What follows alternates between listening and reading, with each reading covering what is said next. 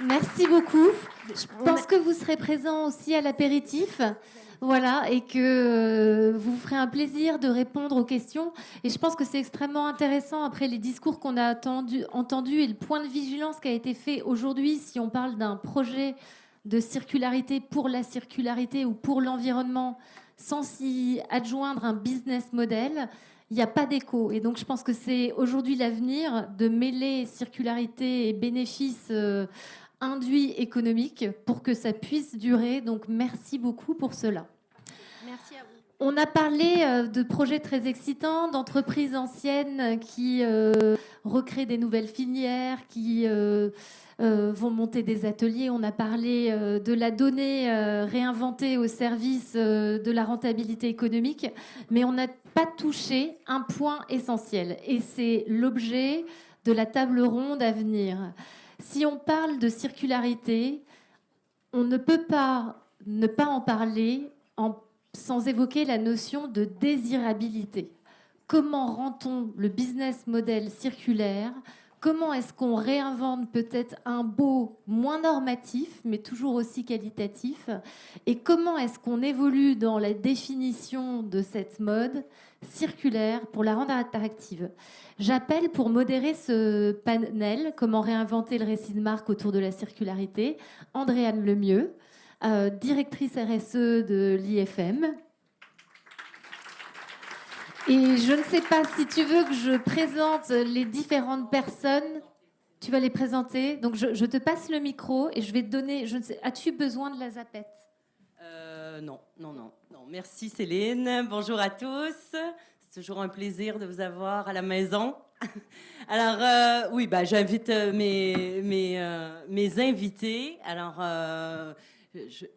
j'en vois deux. Alors, Derek et Daniel, joignez-vous à moi, s'il vous plaît. Et puis Simon, qui est de l'autre côté. Voilà. Et puis on a Amélie en ligne. Bon. Voilà. Donc, merci pour l'introduction, Céline. Effectivement, là, depuis le début de la journée, on parle d'upcycling, on parle de réparation, on parle de seconde main. Évidemment, des pratiques dans lesquelles on croit très fort. Mais comment on rend ça, comme tu l'as dit, Céline, désirable, lisible, pertinent, pour intégrer nos chaînes de valeur et que ça fonctionne aussi, parce que c'est bien beau de parler de la technique, c'est bien beau de parler des business models, mais on doit aussi s'attarder au récit. Et en fait, moi, je pense que je ne suis pas la seule convaincue ici cet après-midi, la circularité, c'est un vrai levier de création, c'est un levier de discours, mais j'ai envie de savoir, et là j'ai des invités super, j'ai envie de savoir comment ça se manifeste chez vous, et qu'on s'ouvre l'esprit, les perspectives et de voir qu'est-ce qui pourrait émerger de tout ça. Donc voilà, je vous présente mes invités. Donc j'ai Simon à côté de moi, donc CEO et fondateur de Losange, une solution industrielle d'upcycling avec qui j'ai eu la chance de travailler l'année dernière dans le cadre de nos projets de la chaire. Ensuite, j'ai Daniel Schmitt, Head of Repair Operations chez Veja, que je n'ai pas besoin de représenter. Donc, marque iconique, grand impact, engagement social, alliant design et transparence. J'ai Derek qui est de passage à Paris cette semaine. Donc, Derek est fondateur et directeur artistique de la marque Swag République. Il est aussi incubé dans l'incubateur créé par Semecity. Et je remercie Claude qui est juste ici, donc au Bénin, en partenariat avec l'IFM. Et je vous invite d'ailleurs à aller voir les créations de Derek et de ses collègues de l'incubateur, donc dans l'espace ouvert derrière. Et puis, normalement, on a Amélie qui va se connecter. Ah, voilà, bonjour. Amélie, je ne vous voyais pas. Moi, je ne vous vois pas, mais par contre, je vois tout le monde. Ah oui. Bonjour à tous. Bon, bonjour Amélie. Donc Amélie Pichard, fondatrice et creative director de la marque éponyme Amélie Pichard, qui allie humour, esthétisme et évidemment pratique durable, hein, parce que c'est ça qu'on veut parler, ce dont on veut parler. Donc on se lance. Je vais commencer par toi, Daniel. On parle de récit. Veja, toujours dans la transparence, la démonstration. Comment on fait pour rester dans le vivant, dans un univers de marque, quand on est vraiment dans cet engagement de démonstration constante? Chez Veja, en fait, on utilise beaucoup de bon sens. C'est-à-dire que depuis le début de la marque, début année 2000, les deux fondateurs sont partis au Brésil. Donc je pense que tout le monde connaît la marque, mais peut-être pas foncièrement le projet Veja, mais ou en tout cas la complexité du projet Veja. Et en fait, ils sont partis au Brésil. Ils ont vu qu'au Brésil, il y avait toutes les matières premières nécessaires pour pouvoir fabriquer une paire de baskets. Et ils ont utilisé simplement du bon sens, c'est-à-dire qu'ils sont allés en Amazonie, ils ont vu le travail des seringueiros, qui sont les récolteurs de caoutchouc. Ils ont compris en fait l'importance de ce travail dans la préservation de la forêt amazonienne et dans l'importance aussi de la lutte contre la déforestation de la forêt amazonienne avec l'avancée du bétail. Et s'est dit, ce caoutchouc naturel, qui est d'ailleurs qui provient d'arbres natifs, et c'est le seul endroit au monde où on peut sourcer du caoutchouc naturel d'arbres natifs. Donc on ne fait pas de monoculture intensive, c'est des arbres qui peuvent avoir 500 ans des fois. Ils se sont rendus compte que la qualité est supérieure que d'autres caoutchoucs qu'on peut trouver sur le marché. Et ils se sont dit, il faut qu'on le paye à son juste prix. Et c'est ça le bon sens. Et la même logique qu'ils ont utilisée pour le coton et qu'on continue à utiliser. Donc on paye ce premium sur les matières premières, donc les matières premières essentielles. Je vais en nommer 4 parce que sinon on sera là jusqu'à demain. Mais on a le caoutchouc, on a le coton, on a le PET recyclé, on a du cuir. Et donc le but c'est de retracer des filières, etc. Et donc comment en parler? C'est très compliqué parce que les gens ne se rendent pas forcément compte de ce qu'il y a derrière une paire de baskets. C'est d'ailleurs l'idée d'appeler la basket Veja, qui veut dire regarde en portugais. Regarde ce qu'il y a derrière et d'essayer de montrer à travers un produit qui soit attractif, non pas par ce projet complexe et génial, mais par le produit lui-même. Et donc on s'engage beaucoup dans ces projets-là et dans tous les nouveaux projets qu'on fait à valeur sociale et environnementale, toujours de parler à travers un produit, parce que c'est la manière dont les gens s'intéressent le plus. Je ne sais plus qui le disait tout à l'heure, mais les gens cherchent le design d'abord et oui, ensuite Marie-Claire. Voilà. Et cherche ensuite ce qu'il y a derrière. Donc, quelle meilleure manière de raconter un récit à travers quelque chose que les gens désirent. Et donc ça, c'est un petit peu la philosophie de marque. Mais il n'y a pas que le produit aussi. Il y a aussi des projets. Et c'est un projet qu'on a lancé il y a maintenant 5 ans, qui est un projet de réparation, parce que depuis le début de la marque, on va chercher les matières écologiques les plus écologiques possibles. On engage le sourcing dans des pratiques de commerce équitable, donc de payer le juste prix de ces matières-là, de reconnaître en fait ces matières premières à leur juste valeur. Mais qu'est-ce qui se passe une fois que la paire elle est vendue et portée? Et en gros, moi j'arrive à l'entreprise il y a 6 ans et on est dans une forte dynamique de croissance, donc on produit de plus en plus, les volumes de production augmentent, doublent tous les ans, etc. C'est génial. Mais il y a une autre problématique qui apparaît, c'est qu'est-ce qu'on fait avec les paires une fois qu'elles sont portées, quoi. Et donc, le saint graal de l'industrie de la mode dans cette filière-là, c'était le recyclage. C'était un peu le mot que tout le monde cherchait. Mais en fait, on s'est rendu compte que recycler une paire de Veja comme recycler n'importe quelle paire de baskets, c'est impossible. C'est compliqué, ouais. C'est pas possible. En tout cas, il y a 5 ans, c'était pas possible. On a réussi à faire de très belles choses, et Topi le disait tout à l'heure. Mais avant de parler de recyclage, en fait, on se rend compte qu'il y a une autre étape. Et ça, c'est la réparation.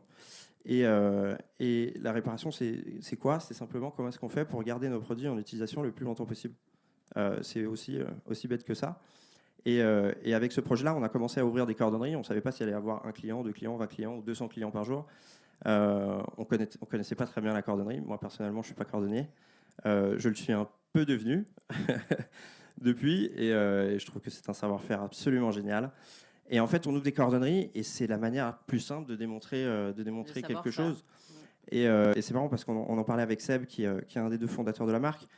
Il me disait, quand on a ouvert le Veja General Store, qui est la première et seule boutique Veja qui est 100% dédiée à la réparation, qui est dans le 10e arrondissement de Paris, Il me disait, à 25 ans, on s'est fait chier, pardon pour le mot, mais on s'est un peu embêté, pardon, d'aller jusqu'en Amazonie pour chercher du caoutchouc natif. On allait jusqu'au nord-est du Brésil pour chercher du coton agroécologique.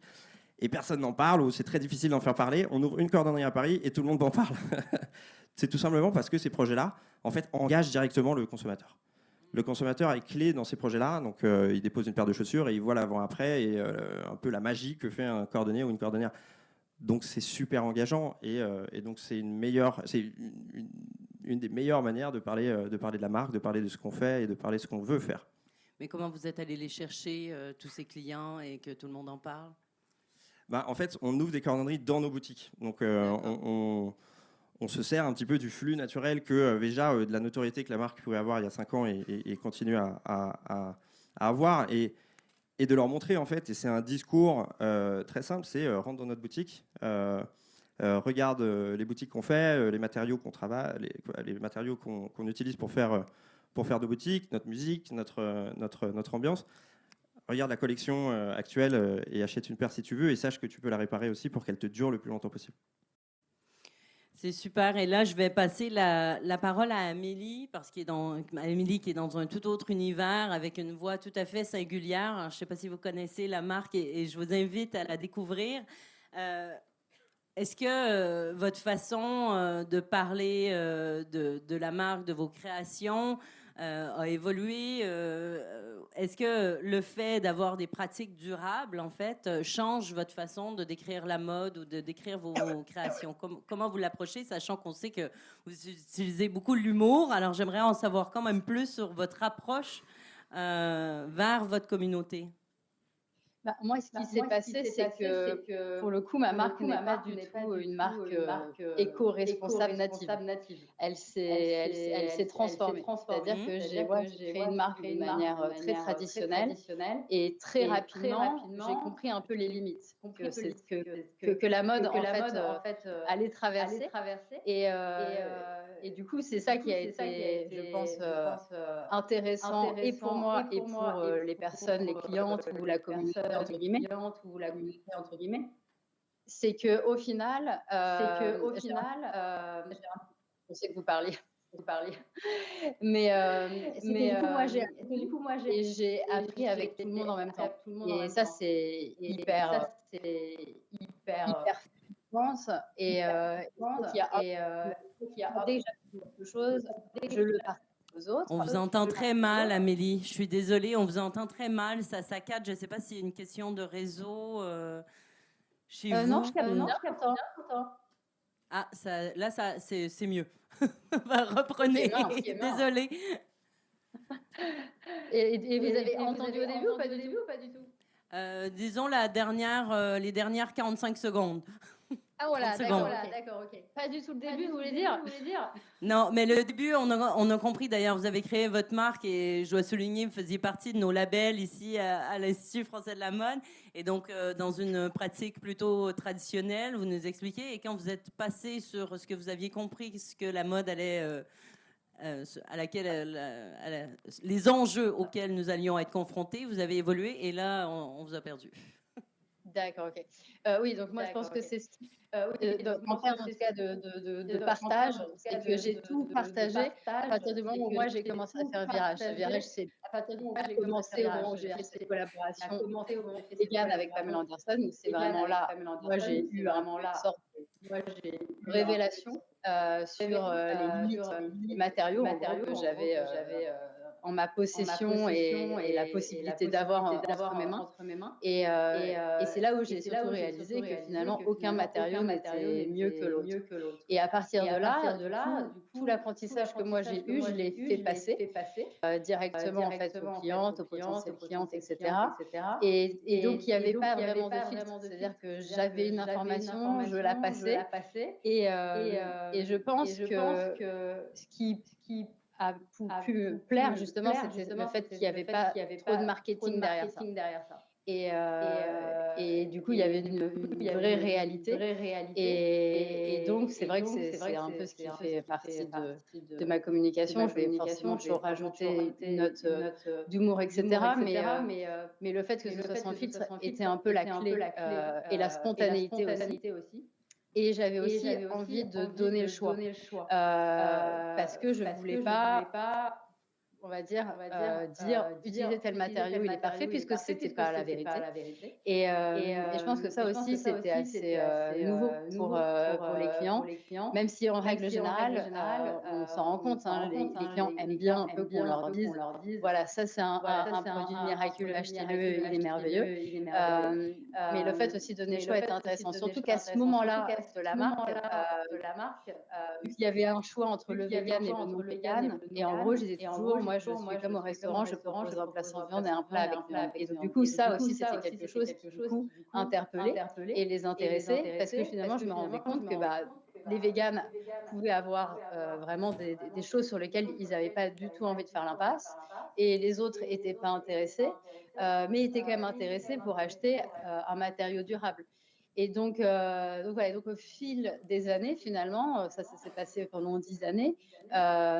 Dès que je trouvais un nouveau matériau, j'en parlais, je montrais un peu toutes ces facettes, ses bons côtés, ses mauvais côtés. Et du coup, la communication s'est faite comme ça, de manière assez naturelle, finalement. Je me retourne vers Derek. Merci Amélie. Et là, j'aimerais avoir une vision. Alors, Derek, tu es basé donc, au Bénin. Dans un contexte différent aussi. J'ai eu la chance de vous visiter en décembre. Comment la circularité est partie prenante de ta marque, en fait? Est-ce que c'est au cœur? Est-ce que c'est à l'ADN? C'est comment ça s'est construit? Ou c'est de par le milieu dans lequel tu as évolué? J'aimerais en savoir plus. Enfin, je pense qu'on a tous envie d'en savoir plus de comment ça s'est créé. Et parle-nous un peu de cet écosystème, s'il te plaît. Déjà, Soir République, c'est une marque qui célèbre la mode, la musique et le sport. Et on a une approche qui allie l'artisanat et le streetwear avec quelques cultures underground. Et à Soir République, en évoluant, on a intégré une partie qui fait beaucoup de upcycling. Et en fait, là, il faut noter que chez nous, on a un marché qui s'appelle Missebor. C'est un grand marché de friperie. Sur 5 hectares, on a énormément de vêtements. Et nous, ce qu'on fait, c'est quoi? C'est qu'on va sourcer des pièces dans ce marché. Quand on retravaille, on les détruit, on les déconstruit, puis on les reconstruit pour essayer de nouveaux matchs de couleurs, de nouveaux matchs de matière, dans des sizing et dans des types de vêtements qui répondent au style dont on fait la promotion, qui est le streetwear. Super. Et là, maintenant qu'on a parlé un peu de ces approches et la perception client, là, Simon, toi, tu es dans un mode plutôt B2B, contrairement aux 3 autres invités. Comment ça se passe avec tes clients? Est-ce que tu es confronté à cette part du greenwashing quand on parle de l'upcycling, ou est-ce que plutôt tu as des clients, et ça, moi, j'ai certains partenaires, enfin, des discussions sur même le greenwashing, on veut surtout pas en parler, on en fait, mais on veut surtout pas en parler parce qu'on a peur de justement tomber dans le greenwashing. Comment ça se passe avec Losange? C'est sûr qu'on a 2 grandes typologies de projets aujourd'hui avec nos clients. On va avoir les premiers où on va les accompagner dans la revalorisation de quelque chose qu'ils possèdent, un stock d'invendus, une bâche publicitaire, un vêtement professionnel. Et dans ces cas-là, on va récolter ce produit, on va développer des solutions industrielles de revalorisation pour qu'ils puissent derrière utiliser ce produit pour un usage qui peut être commercial, mais qui peut être aussi de communication. Et c'est souvent le cas. Et puis, on va aussi avoir un deuxième type de projet où on va accompagner simplement des marques de mode, des maisons de luxe, des acheteurs sur l'achat de produits issus de l'upcycling, mais dont la matière a été récupérée dans des centres de tri. Et du coup, là, l'histoire à raconter est un petit peu différente parce qu'on ne va pas revaloriser quelque chose que l'entreprise possédait à l'origine, mais on va revaloriser quelque chose qui était déjà présent, déjà existant. Après, c'est sûr que le sujet du greenwashing, entre guillemets, sur l'upcycling, c'est un enjeu qui est prépondérant aujourd'hui. Notamment puisque pour 2 grandes raisons. Le premier, c'est tout simplement parce que l'upcycling, on peut considérer en tout cas pour le prêt-à-porter, c'est moins visible pour l'accessoire, mais pour le prêt-à-porter, que c'est un style. On associe l'upcycling naturellement au patchwork, parce que quand on va revaloriser par exemple 2 jeans pour en faire une veste, ben forcément on va devoir créer des empiècements, des morceaux dans cette nouvelle veste. Et c'est vrai que du coup on peut y voir derrière un style, une décision stylistique de créer des morceaux, des patchwork à l'intérieur des produits. On le voit sur Derek. On le voit d'ailleurs très bien sur Derek. Et du coup, ben, potentiellement, ce style-là, il peut être repris à dessein par des marques qui font pas forcément de l'upcycling, mais qui mettent en avant un patchwork, et du coup, ben, utilisent le style attribué logiquement à l'upcycling parce que c'est un travail de remanufacture, et le popularisent et le mettent en avant comme un produit original, et qui du coup, sans forcément le nommer upcycling, fait penser à l'upcycling. Donc ça, c'est le premier problème. Et puis le deuxième problème, c'est une problématique qu'on rencontre très souvent, qui est un enjeu de terminologie, de termes. Aujourd'hui, le upcycling, on l'entend à toutes les sauces, dans tous les secteurs, dans toutes les filières, pour dire tout et n'importe quoi. Et du coup, nous, on a beaucoup de nos clients, notamment des marques de mode, et qui ont des enjeux de commercialisation sur les produits qu'on fait pour eux, qui parfois essayent de trouver des nouvelles histoires, des nouvelles terminologies, des nouveaux narratifs à proposer à leurs clients, pour pas que ces clients-là aient l'impression qu'ils font de l'upcycling comme les autres. Puisqu'aujourd'hui, c'est vrai qu'on a entendu beaucoup parler du mot upcycling, enfin aujourd'hui au sens large, du mot upcycling pour parler de la revalorisation de rouleaux, pour parler de la personnalisation d'un produit existant, pour parler de customisation. Alors que finalement, l'upcycling, il a quand même été assez logiquement démontré que c'était un travail de remanufacture, qu'expliquait très bien Derek, déconstruction du produit d'origine, découpe de morceaux à l'intérieur de ce produit, reconfection de ces morceaux pour refaire un produit. Ça, c'est de l'upcycling ou de la remanufacture. Et finalement, cette action-là, qui est une action complexe de travail, qui justifie d'avoir une filière, et ben finalement, si on utilise le mot upcycling à toutes les sauces, on va un petit peu le galvauder et il va perdre de son sens. Et pour beaucoup de marques, du coup, ça peut être un frein de dire je vais dire upcycler, mais est-ce que les gens vont comprendre que je fais du vrai upcycling ? Parce qu'assez logiquement, aujourd'hui, on ne peut pas attendre. Là, je suis face à une salle qui est quand même plutôt experte. Mais aujourd'hui, on ne peut pas attendre d'un consommateur ou d'une consommatrice lambda qu'elle comprenne la nuance et la granularité entre le recyclage, l'upcycling, le réemploi, même le bio, d'une manière générale. Beaucoup, en fait, les gens, pour la plupart des gens, les produits sont soit éco-responsables, soit ne le sont pas. Derrière, pourquoi il est éco-responsable ? C'est un degré de précision qui est souvent pas compris. Et du coup, forcément, cette crainte, entre guillemets, de l'upcycling, c'est de dire, en fait, les gens vont penser, mes consommateurs et mes consommatrices vont penser que je fais comme tout le monde. Donc, comment je réinvente une histoire autour de ça ? Et ça, nous, on accompagne aussi, finalement, à Losange, parce qu'on a beaucoup de métiers, on fait de la production, évidemment, mais c'est vrai qu'on accompagne de plus en plus sur des enjeux de comment je vais pouvoir raconter l'histoire de mon produit et comment je vais pouvoir construire un récit narratif autour de ce produit, que j'ai utilisé une ressource que j'avais en interne, un vêtement de travail par exemple, ou que j'ai utilisé des jeans issus de centres de tri. Et ça, c'est reçu par vos clients et utilisé, et le retour d'expérience de cette approche? Le retour, il est très positif. En fait, on se rend compte que, et ça va dans le sens de ce que tu disais aussi, l'argument écologique, c'est plus un argument de validation qui va valider un achat, qui va rassurer un achat, plutôt qu'il va déclencher un achat. Aujourd'hui, nous, on n'observe nulle part, dans aucune de nos marques partenaires, que c'est simplement le fait qu'ils aient mis un label upcyclé qui va permettre de déclencher un achat derrière. Parce qu'assez logiquement, si demain j'arrive en magasin dans une marque de prêt-à-porter classique, que je vois un jean patchwork et que je vois qu'il a une étiquette verte et qu'on me dit qu'il est éco-responsable, je ne sais pas si je vais forcément aller vers l'achat. Par contre, si ce même jean, on me raconte toute une histoire en me disant que c'est peut-être le jean qu'il y a 2 ans j'avais jeté à Emmaüs et qu'aujourd'hui je le retrouve ici devant moi et que finalement il porte l'histoire que moi j'ai eue avec ce produit, là forcément le narratif derrière, il permet de créer un lien d'attachement émotionnel au produit qu'on va acheter, parce qu'on va raconter le futur du produit, le demain du produit avec son histoire, avec son hier, plutôt qu'avec juste un élément qu'on voit dans le présent. Donc c'est vrai que raconter l'histoire du produit pour expliquer son futur, c'est un des arguments, un des narratifs qui est très très utilisé par les gens avec lesquels on travaille sur les différentes missions. D'ailleurs, une de nos dernières collaborations qui était avec Paris 2024 et les métropoles du Grand Paris, ils avaient énormément parlé d'héritage. Et finalement, au dernier salon de l'agriculture, quand la métropole du Grand Paris a distribué ces produits qu'on a réalisés pour eux avec les bâches des Jeux Olympiques, ils n'ont pas parlé forcément de produits éco-responsables, mais de produits avec l'histoire. Rapporter un bout des Jeux Olympiques chez vous, c'était ça le narratif. C'était pas ce produit a permis d'économiser 90% d'émissions de CO2. Ça, les gens, honnêtement, c'était important pour eux, mais c'était pas l'argument principal. Non, ça me plaît ce que tu dis, parce que ça touche quand même tous nos sujets de durabilité extrinsèque, justement au-delà de cette durabilité physique. Et en fait, moi, ce que j'aimerais avoir aussi de ta part, d'Éric, pour changer, parce que là, tu nous parles d'un sujet, là, toi, tu nous dis, en fait, c'est dans notre mode de fonctionnement, on va à Misebo, c'est nos ressources que l'on a à disposition, mais comment c'est pris par les jeunes, enfin, comment c'est reçu, c'est normal, c'est une offre auquel ils se réfèrent, et là, je te dis les jeunes... au Bénin, mais peut-être on peut élargir sur la vision africaine, par exemple? Je dirais que c'est normal. C'est normal parce que déjà au Bénin, pour des questions économiques, on a été très, très associé à Misebo. Et c'est beaucoup plus économique pour les jeunes d'acheter des vêtements de friperie là-bas que d'acheter du neuf.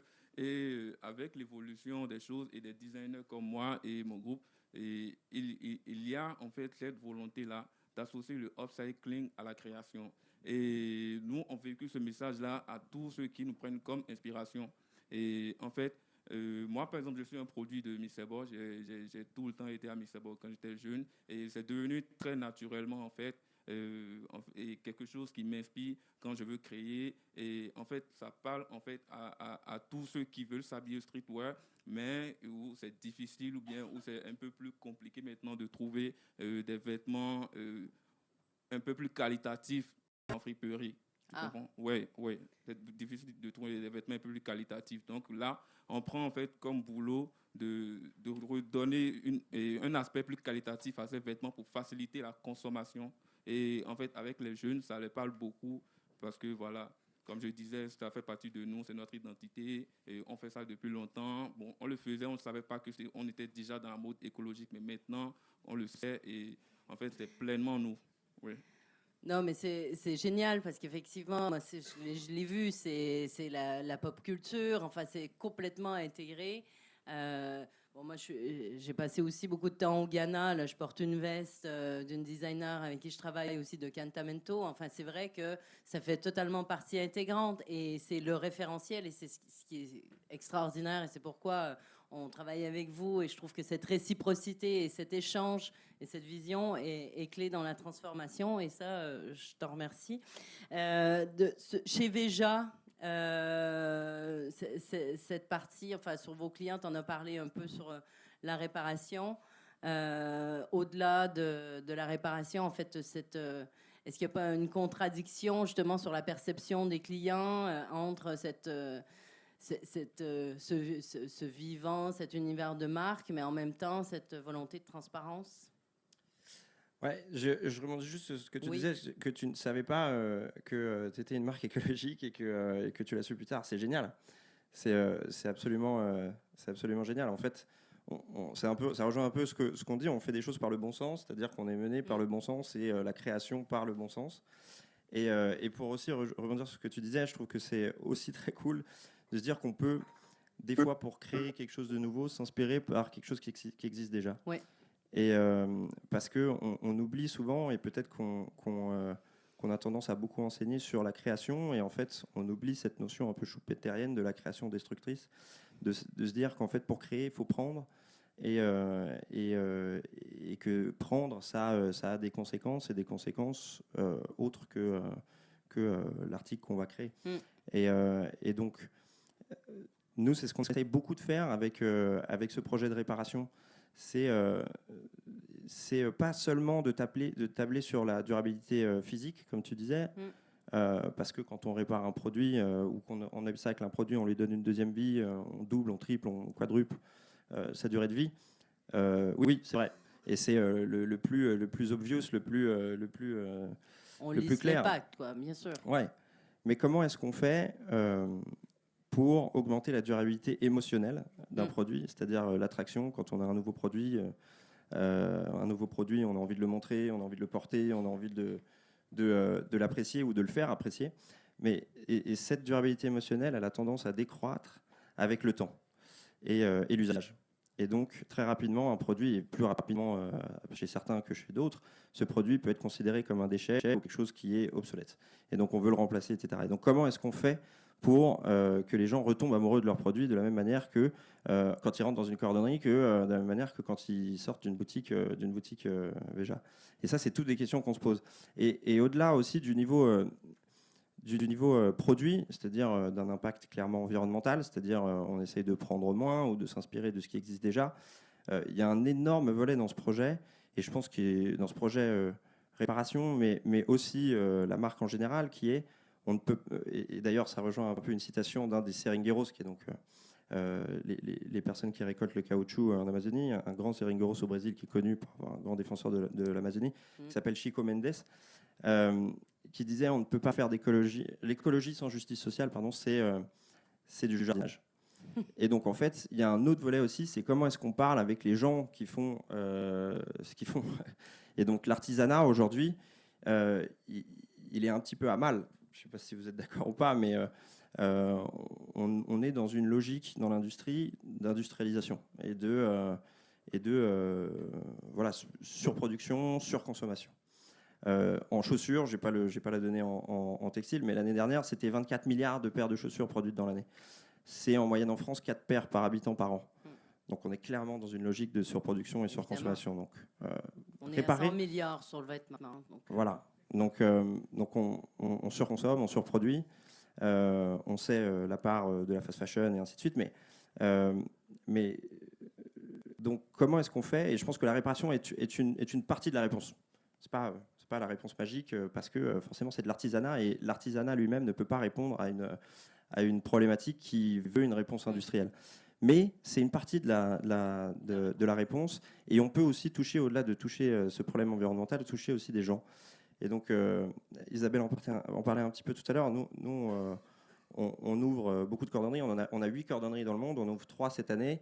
On finira l'année à 11, peut-être l'année prochaine à 30. Et c'est génial. Partie très difficile de ce travail d'ouvrir des cordonneries, c'est trouver des cordonniers et des cordonnières. Parce que les jeunes aujourd'hui ne sont pas forcément attirés par l'artisanat. L'upcycling est peut-être un moyen un peu plus cool. Et pourquoi? Parce que ça parle de création. Et on fait de l'artisanat tout en s'amusant, tout en s'exprimant créativement aussi. Et encore une fois, c'est cette notion de comment est-ce qu'on s'inspire du passé pour créer quelque chose de nouveau. Et donc c'est pour ça qu'on a lancé, qu'on est en train de lancer une association qu'on a montée l'année dernière qui s'appelle l'École de la réparation. Et l'École de la réparation, c'est comment est-ce qu'on redonne un petit peu ce côté cool à l'artisanat. Comment est-ce qu'on peut lier le monde de la création et du design et donc ce côté attractif de l'industrie de la mode et le lier avec cet artisanat qui a été un petit peu délaissé et qui a voilà, cette vieille odeur de colle et potentiellement des fois associé à des gens qui ne sont pas très agréables avec tout le monde. Donc le but, c'est de casser un peu cette stigmatisation qu'on a fait des cordonniers et des artisans en général et de leur redonner un petit peu ce regain et tout en mettant à disposition un programme de formation pour des jeunes qui sont en situation de grande précarité dans le nord de France. À Roubaix en particulier, qui est d'ailleurs devenue en décembre redevenue d'ailleurs la ville la plus pauvre de France métropole. Et donc on a écrit un programme de formation qui s'articule autour de 3 grands volets. Premier qui est l'artisanat, donc on donne des compétences techniques sur la réparation chaussures, mais aussi la retouche textile, etc. Un deuxième volet qui va être sur la création. Encore une fois, le but c'est de lier ces deux mondes qui ont été peut-être un peu écartés, alors que de base les designers c'était des créateurs et des créateurs techniques aussi. Oui. Et ensuite le troisième volet c'est comment est-ce qu'on leur donne aussi les clés de l'employabilité et cette culture professionnelle, parce que c'est des gens qui sont en situation assez précaire et donc éloignés du monde du travail. Et donc, on veut en faire ce qu'on a appelé des citoyens et des citoyennes éclairés pour qu'ils puissent jouer un rôle fondamental dans cette société. Bah, là, tu prêches une convaincue sur le sujet de l'éducation, évidemment.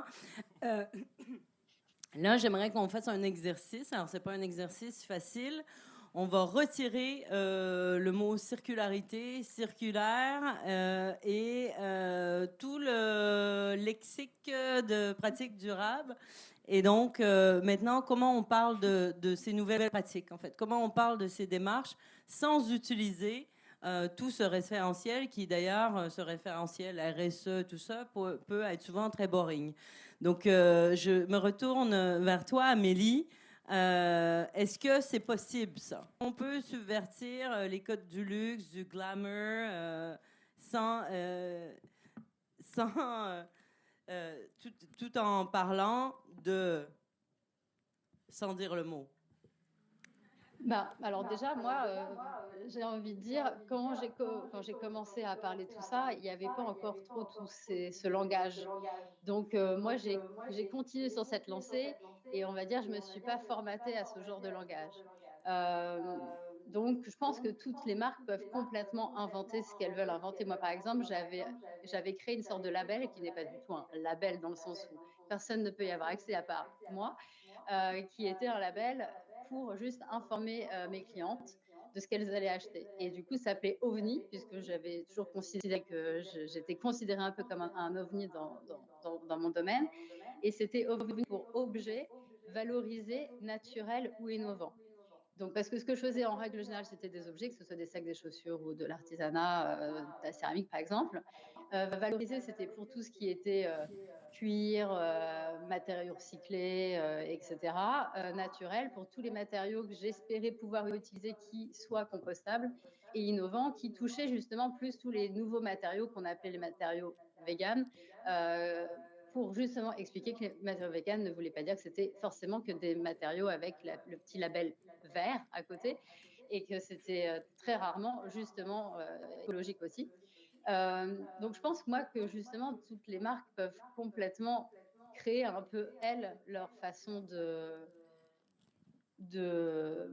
partager ce qu'elles font, sans forcément rentrer dans des cases qui justement, ces espèces de termes dont tu parlais tout à l'heure, ce sont justement des termes qui, je pense, effraient justement la clientèle finale un peu, parce qu'on en a beaucoup entendu parler il n'y a quand même pas si longtemps, qui était surtout pendant le Covid, et qui tout d'un coup est allé se mettre directement sur le banc du greenwashing. Et donc moi je pense qu'il faut que chaque marque, si elle est unique, qu'elle communique de manière unique. Et je pense que là, on le voit avec Derek pour ce qu'il racontait tout à l'heure, mais en vrai, à partir du moment où de toute façon, tu te mets dans une démarche créative, où tu te mets des bâtons dans les roues, puisque à partir du moment où tu vas aller essayer de faire au mieux et d'être dans une démarche qui est en effet, on va dire, recyclage ou pas, mais d'aller utiliser des nouvelles stratégies, et oui, en fait, ta création, déjà, à partir de là, elle est complexe, elle est aussi unique, et du coup, tout est bouleversé. Et donc, à partir du moment où tout est bousculé, où on change tout, pourquoi forcément vouloir entrer dans les mêmes codes que ce qu'on a connu ces 100 dernières années? Pourquoi ne pas réinventer complètement la chose? Donc moi, oui, je suis sûre qu'il faut communiquer et mettre un grand coup de pied dans la fourmilière à ce niveau-là. Justement, et on va conclure là-dessus, avec ce coup de pied dans la fourmilière. Qu'est-ce que vous avez envie de voir émerger comme récit, tous les quatre? Est-ce que quelqu'un veut se lancer? C'est quoi la suite? C'est quoi demain? C'est quoi le récit de toutes nos démarches qu'on entreprend ici dans la salle? Pour moi, la démarche, c'est la normalisation. Je me suis retrouvé tout à l'heure à expliquer ce que faisait Losange à quelqu'un juste là, aujourd'hui.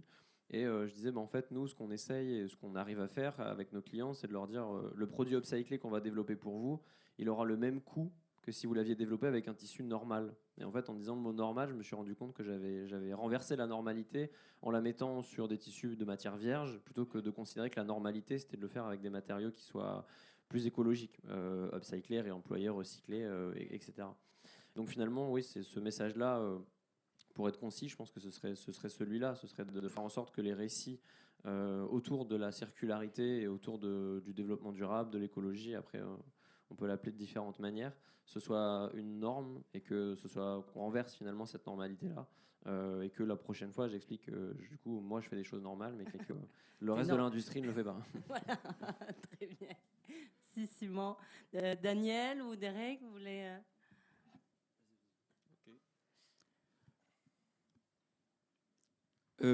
Bon, disons que le message que moi j'ai envie de balancer, en fait, c'est un message que je voudrais bien donner à mes frères et sœurs africains, parce que comme Daniel le disait, au niveau de l'artisanat, il y a comme un problème. C'est-à-dire, tu vois, l'artisan actuel, il a près de 60 ans et son apprenti, il a, je sais pas, 19 ans, mais avant ça, il n'a pas eu d'apprenti, il n'a appris à personne. Donc, l'artisanat peut être l'artisanat peut être intéressant. Et en fait, dans notre prochaine collection avec ma marque, plutôt, on véhicule ce message-là. On voudrait chercher plus, on voudrait réfléchir beaucoup plus, on voudrait on voudrait faire voir que oui, c'est possible en fait d'utiliser ce qui est à côté, ce qu'on a, d'utiliser nos savoir-faire pour conceptionner en tant que designer ou juste consommateur. Voilà. Donc voilà ce message-là. On a vraiment envie de libérer ça, de donner ça à nos frères et sœurs. Voilà. Et je sais pas. C'est le combat actuel, quoi. Non, mais tu as raison. C'est un très bon combat. Amélie, en une phrase. J'allais dire exactement la même chose que Simon, mais du coup, j'allais donner une anecdote sur il y a quelques années où j'étais allée au salon Première Vision et que j'étais revenue complètement dépitée et je ne comprenais pas pourquoi tout ce à quoi j'avais accès était je considérais ça comme vraiment très mauvais.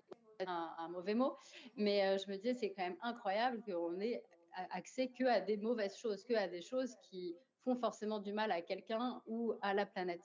Et maintenant, on voit que du coup, ça a beaucoup changé, que du coup, il y a beaucoup plus de nouveaux matériaux et qui font mieux les choses. Mais en effet, maintenant, j'aimerais plutôt que ce soit une option et une petite partie de notre espace créatif, on va dire, de nos choix créatifs, que ce soit la majorité et qu'en effet, le reste ne devienne plus qu'une option. En fait, que ça s'inverse. Donc, je rejoins complètement Simon là-dessus. Daniel? Moi, je suis jamais trop à l'aise de parler du futur. Et donc, parce qu'on ne sait pas, dans un monde aussi incertain que celui-là, je ne sais pas si on aurait pu prédire que des droits de douane auraient été imposés par des personnes un peu folles il y a 2 ans. Donc, je préfère parler de ce qui peut se passer aujourd'hui. C'est quand on entend le mot circularité, qui est un mot qui est un peu un gros mot des fois, comme je disais, il faut essayer de s'en détacher parce qu'on l'a tellement utilisé qu'il peut être certainement vide des fois. Mais quand on regarde ces trucs-là, on se pose beaucoup de questions, c'est jamais très clair. L'écologie en général, c'est jamais très clair et ça ne l'est pas encore. Et c'est très personnel aussi, donc on se pose beaucoup de questions et on peut être un peu déboussolé, un peu dépassé des fois par tout ce qui peut être proposé, etc. Sur des pratiques de comment est-ce qu'on fait que les choses durent le plus longtemps possible et comment est-ce qu'on fait pour qu'on reste amoureux des choses que l'on a déjà aujourd'hui le plus longtemps possible et qu'on ait ces pratiques du soin des choses. Aller chez un cordonnier. C'est ça que j'ai envie de dire. Aller dans une cordonnerie, pas forcément Véja d'ailleurs, hein, mais votre cordonnerie quartier, etc. Vous allez voir, c'est un milieu qui est mal déclin, mais vous serez assez étonné de la complexité de cet artisanat, la complexité des techniques qu'ils utilisent. Ils seront peut-être pas tous agréables, mais en tout cas, si vous êtes agréable et que vous faites un grand sourire, ils le seront aussi. Et pareil, si c'est pas la chaussure qui vous passionne et plutôt les vêtements, allez chez un retoucheur et discuter. Prenez une aiguille et essayez de recoudre. On a des workshops à l'IFM tous les lundis soirs maintenant de réparation, d'upcycling, pour ouvert à nos 1000 étudiants, parce que je pense que, et c'est ce que moi j'ai vu quand même aussi en Afrique, c'est que tout le monde sait coudre. Et tout le monde apprend à coudre en école primaire. Enfin, ça fait partie d'eux. Donc, il y a une déchirure. Le réflexe, c'est quoi? C'est on répare. Et en fait, c'est ancré. Et je pense que là, je rejoins évidemment tout votre discours, mais je pense qu'on doit revenir à ce référentiel. Et là, je parlais de durabilité extrinsèque et cet attachement. Ne serait-ce que d'avoir un geste sur son produit, que ce soit sa basket ou sa veste. Je pense que ça change tout parce qu'il y a une fierté de le faire ou de le faire pour quelqu'un d'autre. En fait, cet attachement, il est clé et on parle de durabilité. Pour moi, c'est déjà d'étendre cette durée de vie, mais par cette volonté, pas que parce que c'est physique. Et je dis souvent, en fait, si on travaille que sur la durabilité physique, j'en ai pour 30 secondes, Céline, en fait, si on a juste des vêtements physiques, qui durent des centaines d'années, en fait, et qu'on n'est pas attaché à ces vêtements, en fait, on va avoir des plages et des des décharges remplies parce qu'en fait, on va consommer et on ne va pas les garder et ils vont durer très, très longtemps. Et ça, c'est un problème. Et moi, ce que j'aimerais émerger, et je veux quand même dire, c'est que toutes les personnes que je rencontre ici aujourd'hui, j'en connais beaucoup et j'en rencontre plein de nouvelles. Je pense que le récit que j'aimerais, moi, voir émerger, c'est vos histoires, vos projets, vos sujets. Ils sont tous divers et variés, de petite et grande taille. Et ça, je pense que vous pouvez tous en être fiers. Et ça, pour moi, ce récit de ces belles histoires d'entrepreneuriat, de collaboration, de travail ensemble, en fait, c'est ça, ce sujet-là. Et je pense que la mode, on a cette force parce qu'on est tous des passionnés, en fait. Et puis, je vais terminer là-dessus, et puis ça va surprendre personne. Let's go change the world. On peut tous y aller ensemble. Merci. Merci à tous mes invités.